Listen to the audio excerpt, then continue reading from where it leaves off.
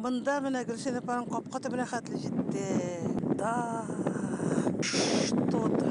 Икенче генә көн, менә шундый хәл. Баулы районы Татар кондызы бу. Көннәр җылыта гына башласа да, су авыл эченә бик тиз үтеп керә. Инде капка төпләренә җитте дип шакката җирле халык. Урамда торбалар янына килергә куркыныч, шыңгыллар хасил булган. Ай-ай-ай-ай.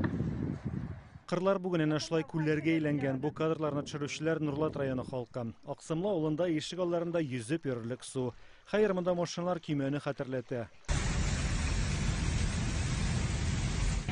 Монда кишит, менә нәрсә бу монда? Күрдегезме моны? Кишит монда.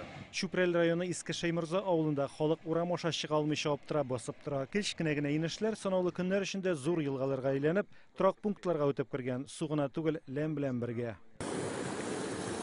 Әгерҗе районы Азова авылында дамба җимерелеп, су агымы Чулманга табаргыла. Бәхеткә авылны бу ташкын урап узган. Яңа Шишмә районының Архангельск бистәсендә Шишмә елгасы ярларыннан чыккан авылга илтүче күпер су астында кала. Транспорт йөри алмый, халык каршы якка асылмалы күпер аша чыга.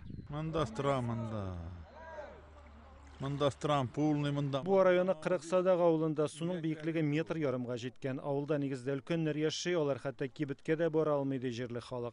Ана Зариф абый утырган.